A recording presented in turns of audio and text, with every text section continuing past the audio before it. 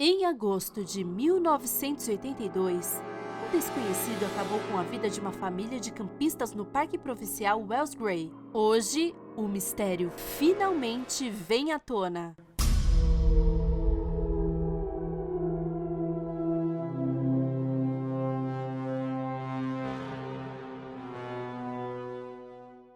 Clearwater, Colômbia Britânica, Canadá. Em agosto de 1982, 3 gerações de uma família realizaram uma viagem de 2 semanas para um acampamento no Parque Provincial Wells Gray. Karen e Janet Johnson, de 11 e 13 anos respectivamente, seus pais Jack e Bob Johnson e seus avós George e Edith Bentley partiram em uma aventura. Todos eram campistas regulares. George, em particular, preferia locais mais isolados, então Wells Gray parecia uma ótima escolha. E só de contemplar a majestosidade de Helmcken Falls, a 4ª maior cachoeira do Canadá, já valia a pena. Durante essa viagem, os adultos dormiram no trailer junto ao caminhão de George, enquanto as 2 meninas passariam as noites em uma tenda. Para poder ir ao acampamento, Bob havia reservado algumas semanas de folgas do trabalho. Mas, quando ele não apareceu no trabalho em 23 de agosto de 1982, depois de já ter faltado alguns turnos, seu chefe ficou seriamente preocupado. Aquela atitude não era típica de Bob. Algo devia ter acontecido. Foi assim que seu chefe denunciou oficialmente Bob e o resto de sua família como desaparecidos.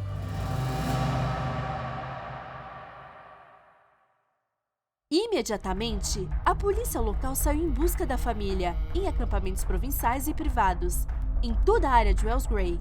No entanto, não havia vestígios dos membros da família em lugar nenhum. Em 13 de setembro de 1982, um catador de bagas encontrou uma caminhonete em uma área arborizada isolada. Para seu espanto, o carro estava completamente queimado. O homem temia o pior. Se aproximou para olhar o interior do veículo. E realmente, dentro estavam os esqueletos carbonizados de seus ocupantes. Rapidamente, chamou os agentes para que investigassem o ocorrido. Deste modo, o detetive Mike Easton foi enviado para a misteriosa cena. E após uma análise, foi confirmado que os restos mortais realmente pertenciam a Jack e Bob Johnson, bem como George e Edith Bentley. Ao descobrir os corpos, a atenção se concentrou no porta-malas do carro, e uma vez aberto, os restos mortais de Janet e Karen Johnson foram encontrados. Ambas as meninas haviam morrido por ferimentos de bala na cabeça. Tudo aquilo era horrível de se ver, arrasador. A família inteira havia sido alvejada. Dada a falta de cartuchos de munição na área, os investigadores concluíram que a família havia sido exterminada em outro local. Além disso, notaram que estava faltando o trailer de George e Edith, um Ford Camper Special 1981, equipado com um barco e equipamento para acampar. Assim, os policiais concentraram todas as suas atenções em encontrar o automóvel desaparecido.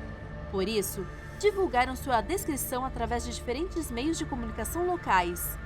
E, em pouco tempo depois, a polícia recebeu um aviso de um guarda florestal. Afirmava ter visto um trailer de Bentley estacionado em Bear Creek semanas antes. Mas os investigadores ficaram intrigados com seu relatório.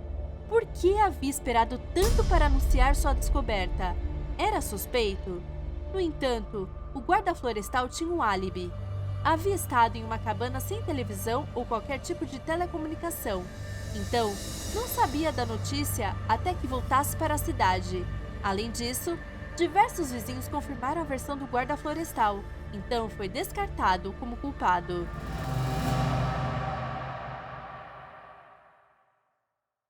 Em 14 de setembro de 1982, os agentes encontraram o local do massacre.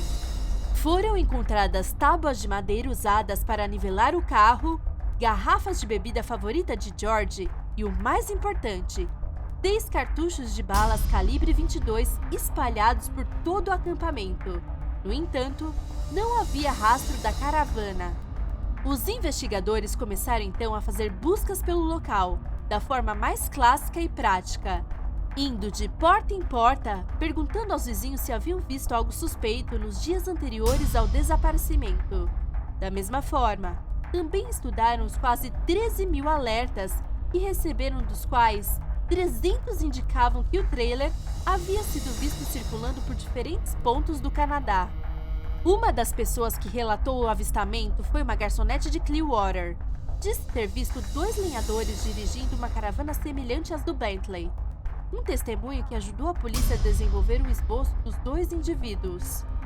Para ajudar a manter o caso vivo, a Real Polícia Montada do Canadá dirigiu um Ford Camper Special idêntico por todo o país.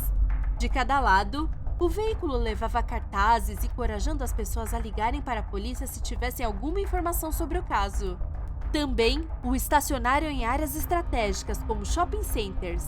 E para que os residentes soubessem que o trailer estava passando por suas localidades, o detetive Easton aparecia no noticiário local no dia anterior.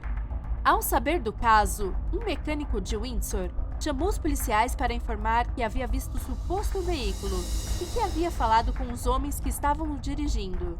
Os indivíduos haviam parado em sua oficina para pedir um trabalho de pintura para o trailer.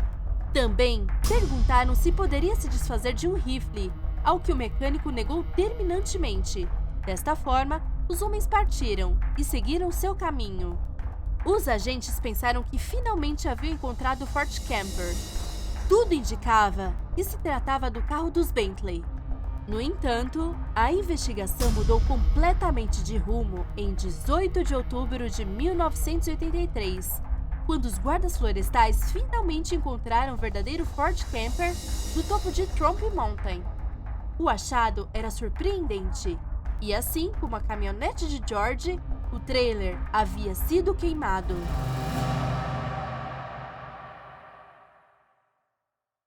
Apesar do estado do veículo, os investigadores conseguiram identificar o trailer pela placa, que ainda estava legível. O carro se encontrava longe das estradas principais e perto de um desfiladeiro, o que levou a polícia a supor que o assassino era um morador local e que havia tentado desfazer-se do veículo montanha abaixo, já que se encontrava preso na mata. Dessa forma, a teoria contribuída pelo mecânico de Windsor foi descartada. Os investigadores voltaram ao básico e, mais uma vez, consultaram os vizinhos de porta em porta. Cada pequena pista, cada testemunho poderia ser a chave para a resolução do caso. Assim, e através das palavras de uma vizinha, o nome de David Shearing chegou aos ouvidos dos investigadores. David havia dito à vizinha que havia encontrado um veículo com um buraco de bala na área de Trump Mountain. Essa informação despertou rapidamente o interesse dos agentes, que começaram a se aprofundar no passado de David. David Shearing era um lenhador que já havia sido atuado anteriormente por agressão, posse de substâncias e condução sob efeito de álcool. Circulavam boatos na cidade de que havia atropelado uma jovem com um carro e que havia fugido. Além disso, David morava perto da cena do crime e conhecia o terreno perfeitamente. Sem dúvida, sua personalidade se encaixava perfeitamente com a de um criminoso. Seria David Shearing o assassino de Wells Gray? Determinados a obter evidências incriminatórias contra David, os agentes invadiram seu rancho e, já dentro, encontraram o que mais temiam: os pertences da família campista e uma espingarda Hamilton de calibre 22 pendurada na parede. Não houve dúvidas, David era o verdadeiro culpado. Mas o homem não se encontrava ali. Dias atrás, havia conseguido um trabalho na construção e havia ido morar em Tumbler Ridge. Então, o detetive Easton e o agente Ken Liebel localizaram David e o levaram para o interrogatório. Estava nervoso, tenso. Ainda assim, estava sendo colaborativo. Primeiro, o fizeram admitir o atropelamento da jovem e sua subsequente fuga, mas alegou que tinha sido um acidente, que havia fugido do local para que sua mãe não descobrisse. Então, Easton e Liebel lhe perguntou sobre os assassinatos ocorridos em Wells Gray. e fizeram com que ele mesmo se entregasse, ao pedir que nomeasse o local específico dos acontecimentos, uma localidade que nunca havia sido revelada ao público. Desta forma, David, já sem poder voltar atrás, confessou os detalhes do assassinato. David afirmou que tudo aconteceu em 10 de agosto de 1982. Havia estado de olho na família, já que queria seus pertences. Primeiro, acabou com a vida de George, Edith, Bob e Jack, antes de mirar nas pequenas Karen e Janet, que estavam dormindo na barraca. Em seguida, colocou os corpos no carro, dirigiu até o local onde havia sido encontrado, ateou fogo e voltou para o trailer. Inicialmente, pretendia ficar com elas, mas, ao ver as notícias na mídia, decidiu livrar-se. Após a sua confissão, David voltou a reconstituir o assassinato diante dos investigadores, entregando os pertences da família. É claro que David foi preso e se declarou culpado de homicídio de segundo grau. Desta forma, em 17 de abril de 1984, David foi condenado à prisão perpétua.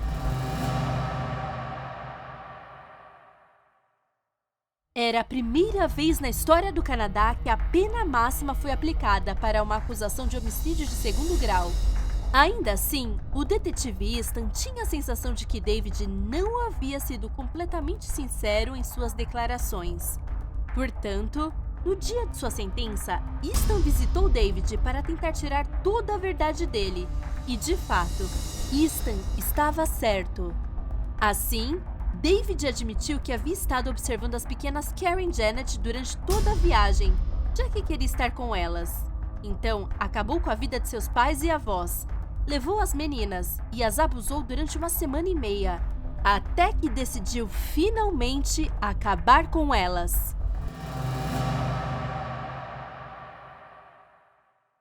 A investigação sobre os homicídios do Parque Wells Gray acabou sendo uma das mais caras da história canadense. O detetive Easton nunca pôde esquecer o caso e o classificou como uma das piores que já enfrentou. Easton continuou trabalhando com a Real Polícia Montada do Canadá na Colômbia Britânica até sua aposentadoria em 1996. Por sua vez, David Sheeran, já encarcerado, adotou o apelido de sua mãe, Eunice, e atualmente se encontra detido na instituição Bolden, localizada no norte de Alberta. David foi elegível para a liberdade condicional pela primeira vez em 2008, mas esse pedido e todos os subsequentes foram negados.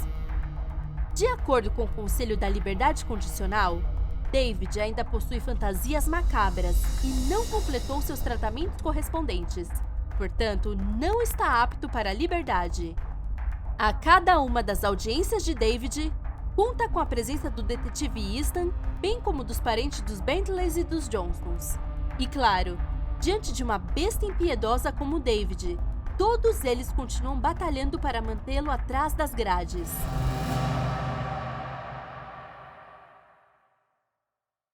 Em agosto de 1982, um desconhecido acabou com a vida de uma família de campistas no Parque Provincial Wells Gray. Hoje, o mistério finalmente vem à tona.